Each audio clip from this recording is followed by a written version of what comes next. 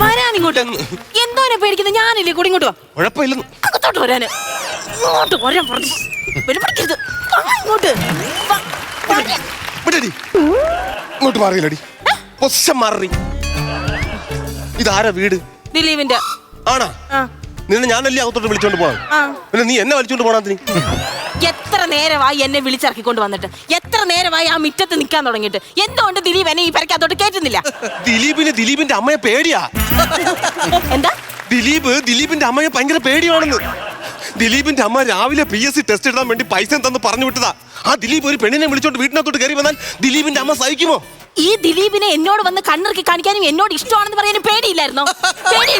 കൂടുതൽ സംസാരിക്കരുത്. എന്താന്ന് വെച്ചാൽ തീരുമാനിക്കുക. എനിക്ക് പോകാൻ പറ്റത്തൊന്നുമില്ല. എന്നെ കിട്ടിക്കഴിഞ്ഞാൽ അടിക്കും. അതുകൊണ്ട് ഇങ്ങനെ കാര്യങ്ങൾ തല്ലി. അയ്യോ എന്റെ പൊന്ന് ദിലീപേ, അമ്മമാരാകുമ്പോ അങ്ങനെയാണ്. ഇതൊന്നും നാട്ടിൽ നടക്കാത്ത സംഭവമൊന്നും അല്ലല്ലോ. ആദ്യമേ അവരെ എതിർക്കും, പിന്നെ അവര് സമ്മതിക്കും. ദിലീപേ ഒന്ന് സമ്മതിക്കും. എന്നാലും ദിലീപിന് ഭയങ്കര പേടിയായിട്ട് നിൽക്കുകയാണ്. ഇതൊരു കാര്യം ചെയ്യ്. അമ്മയോടൊന്ന് സംസാരിച്ചു നോക്ക്. ഒരു കാര്യം ചെയ്യ്, നീ ഒന്ന് സംസാരിക്കാൻ. ഞാനോ? സംസാരിച്ചാൽ ഈ പരിചയമില്ലാത്തവരോട് സംസാരിക്കാൻ എന്നെ കൊണ്ട് വരത്തില്ല. അപ്പൊ നീ ഇങ്ങോട്ട് കയറി വന്നപ്പോ ബസ്സിനകത്ത് കയറിയ ടിക്കറ്റ് എടുത്ത് കുണ്ട്ര ഇറങ്ങണമെന്ന് പറഞ്ഞ് ഇറങ്ങിയപ്പോ അവിടെ പരിചയമുള്ള ആളാണ് നീ ടിക്കറ്റ് എടുത്തത്. അല്ല അമ്മ വരട്ടെ, ഒരു സ്റ്റാർട്ടിംഗ് ട്രബിൾ ഉണ്ട്. എന്നാലും ദിലീപിന് പേടിയാ, അതുകൊണ്ടാ പറയുന്നത്. അമ്മേ ദേവി നാരായണ, ദേവി ദേവി നാരായണ, അമ്മ മഴക്കാറിലേ, അമ്മ മഴക്കാറിലേ,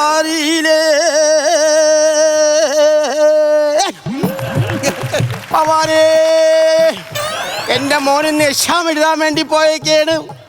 എക്സാം കഴിഞ്ഞ് വരുമ്പം എൻ്റെ മോന് എളുപ്പമുള്ള ക്വസ്റ്റ്യൻ പേപ്പർ തന്നെ കിട്ടണേ. അവൻ രക്ഷപ്പെട്ടതിന് ശേഷം എൻ്റെ ഭഗവാനെ അവന് നല്ലൊരു കല്യാണം നടത്തി. അതിലൊരു കുഞ്ഞുണ്ടായി. അതിലൊരു കുഞ്ഞ് എല്ലാം കണ്ടിട്ട് എന്നെ മേപ്പോട്ടെടുക്കാവേ. എന്താ മുണ്ടോളിക്കര ഭഗവതിയേ,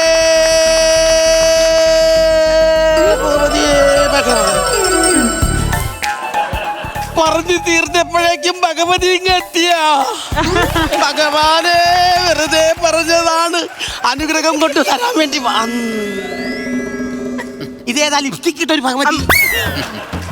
തെറ്റിദ്ധരിച്ചു പോയി. ഇത് ഞാൻ അമ്മ ഉദ്ദേശിച്ച ആളല്ല. നീ ഏതാ കൊച്ചേ? ഞാൻ ഈ കറി പൗഡർ ഇൻസ്റ്റാൾമെന്റ് ആയിട്ട് കൊടുക്കാൻ വന്ന ആളാ. സന്ധ്യ നേരത്താ? സന്ധ്യക്ക് ഞങ്ങളുടെ വീട്ടിൽ സന്ധ്യക്കൊക്കെയാ കറി വെക്കുന്നത്. ആ തന്നെ, നിന്നെ ഞാൻ എവിടെയൊന്നും കണ്ടിട്ടില്ല കൊച്ചു. നീ വേണുന്റെ മോളാടി? വേണുന്റെ മോളല്ല. തടിപ്പിലെടുത്ത ശശിയുടെ മോളാടി? ശശിയുടെ മോളല്ല. അപ്പം പിന്നെ നമ്മള് വാറോ ഷാപ്പ് നടത്തണം മുരളിയുടെ മോള്. അമ്മച്ചി ഈ ചുറ്റുവട്ടത്തുള്ള ആണുങ്ങളെ മാത്രം എടുത്ത് പെണ്ണുങ്ങളെ ആരും അറിയത്തില്ല. അറിഞ്ഞോത്തോണ്ട് അമ്മച്ചി ചോദിച്ചാണ് മോള്. അമ്മയുടെ ഒരേ ഒരു മോൻ ദിലീപ്, ഏകപുത്രൻ. ആ പുത്രൻ കല്യാണം കഴിച്ച് ഇറക്കിക്കൊണ്ട് വന്ന പെണ്ണാണ് ഈ ഞാൻ.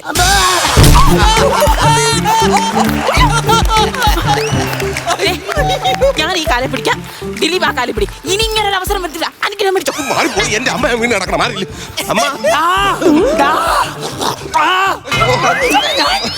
മനസ്സിലാക്കടി അമ്മ. കൊച്ചുപ്പ എന്താ പറഞ്ഞേ? അമ്മയുടെ ആ ചാടാൻ നിൽക്കുന്ന ആ മോൻ ഇറക്കിക്കൊണ്ട് വന്ന പെണ്ണാണ് ഞാനെന്ന്.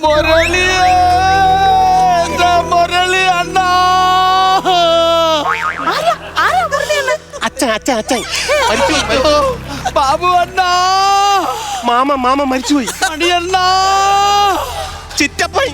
നിങ്ങളാ പിള്ളേ കാണിച്ചത് കണ്ട? എന്നെ പറ്റിച്ചിട്ടൊരു പെണ്ണിനെ കല്യാണം കഴിച്ചോണ്ടൂടെ വന്നേക്കുന്നു. 10 പേര് കാണൊക്കെ സത്യം ഉള്ളപ്പിക്കാനുള്ള കിട്ടിയില്ല.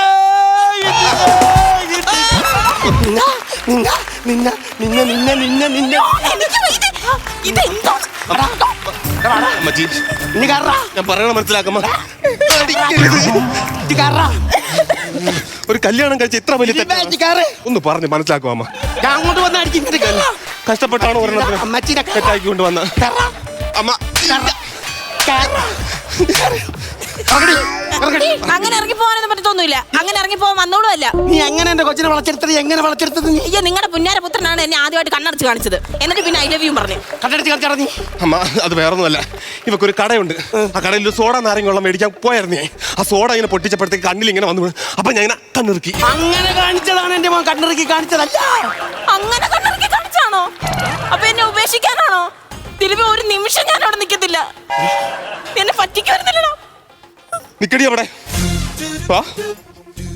മറ്റൊന്നിനു വേണ്ടിയും മാധവൻ രുക്മിണിയെ വിട്ടുകളയത്തില്ല.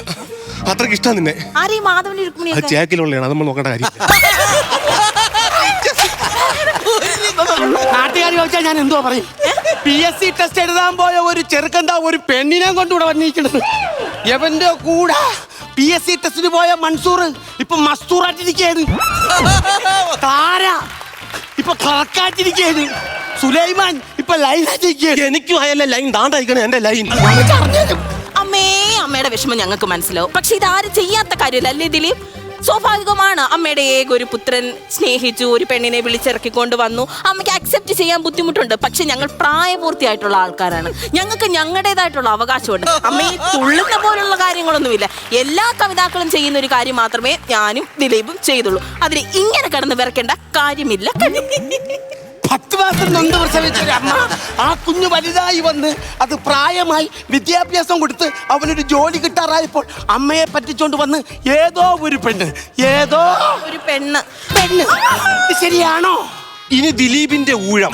18 വയസ്സായ ഒരു പൗരന് ഇഷ്ടപ്പെട്ട പെൺകുട്ടിയെ വിളിച്ചുകൊണ്ട് വരാം. അത് ഇന്ത്യൻ ഭരണഘടനയിൽ എഴുതി വെച്ചിട്ടുണ്ട്. That's all your honor. അമ്മയോട് ഇങ്ങനെയൊക്കെ പറയാനുള്ള ധൈര്യം ആയല്ലേടാ? നിനക്ക് അറിഞ്ഞൂടാത്തോണ്ടാണ്. പണ്ട് അവനൊരു പെണ്ണിനെ പ്രേമിച്ചായിരുന്നു, അവന്റെ മാമന്റെ മോള്. അവളവനെ തേച്ചിട്ട് പോയി. അന്ന് എനിക്ക് നഷ്ടം 20,000 രൂപയാണ്. നിർത്തിക്കേ, ഇതിന് മുന്നേ ഒരു പ്രണയം ഉണ്ടായിരുന്നോ? ദിലീപിന് അങ്ങനെ ചെറിയൊരു അബദ്ധം പറ്റി. എനിക്ക് 5 എണ്ണം. അത് പോയേ. എനിക്ക് നഷ്ടപ്പെട്ടോയിരിക്കായിരുന്നു 10,000 രൂപ. എന്തിന്? ആ പെണ്ണ് പോയ സങ്കടം തീർക്കാൻ ആത്മഹത്യ ചെയ്യാൻ പോയി. ഫാനിൽ കയറി തൂങ്ങി, ലീഫ് ഒടിഞ്ഞു വീണ് ശരിയാക്കിയതിന് 1,500 രൂപ. അവൻ ചത്തില്ല. ദിലീപിന് അങ്ങനെയും ചെറിയൊരു അബദ്ധം പറ്റി. അത് കഴിഞ്ഞ് ഇവൻ ട്രെയിനിന്റെ മുമ്പ് ചാടി ചാവാൻ പൊട്ടിപ്പോയി. അവിടെ ചെന്നപ്പോ മഴ, പനി വരുമെന്നും പറഞ്ഞ് തൊട്ടടുത്ത് കിടന്ന ട്രെയിനിൽ കയറി. അത് നേരെ കൊണ്ടുപോയി ഇറക്കിയത് വിശാഖപട്ടണത്തിൽ. അവിടെ നിന്ന് വിളിച്ചു കൊണ്ടുവരാനായി 10,000 രൂപ. അങ്ങനെ ഒരു കയ്യബദ്ധം ദിലീപിന് പറ്റി.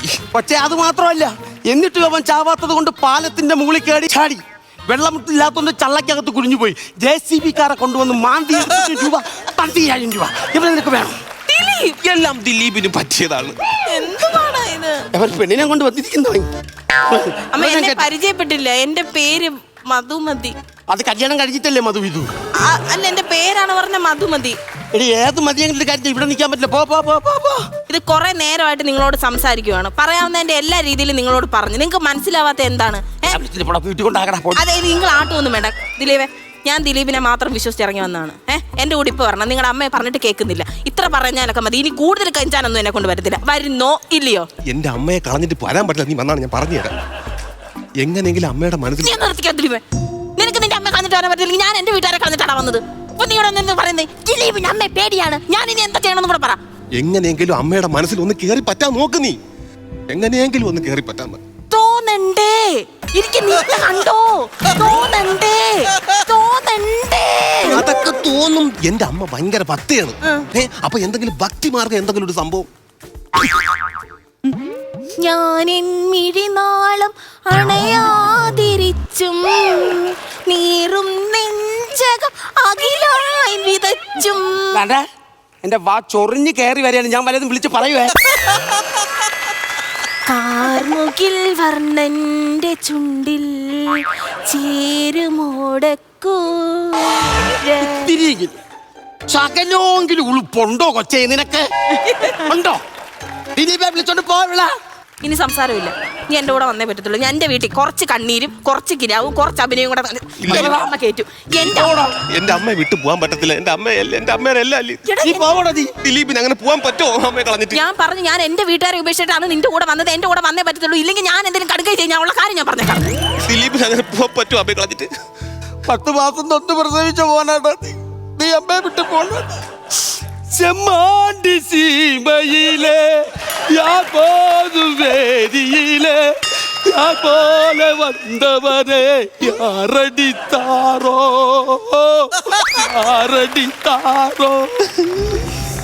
എന്റെ അമ്മേനെ വിട്ട് ഞാൻ എവിടെ പോകൂല. എന്റെ അമ്മയാണ് എന്നെ PSCക്കൊക്കെ വിട്ട് എന്നെ ജോലി പഠിപ്പിക്കാൻ കളഞ്ഞിട്ട് പോകൂലേ.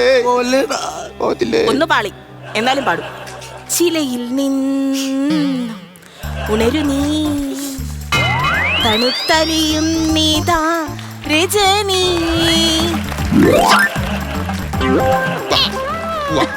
ചെമ്മാണ്ടി സീമയിലെ പോലെ വന്നവനെ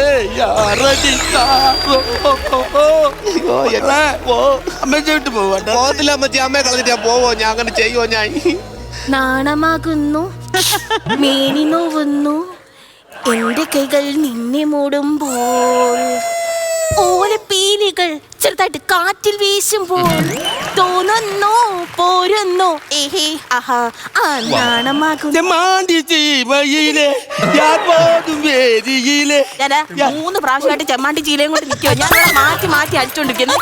എന്റെ വിഷമം എന്താ മനസ്സിലാവാത്ത? ചെമ്മാണ്ടി ചീമയിലെ ഞാൻ പോലും വേദിയിലെ. ഞാൻ പോകത്തില്ല.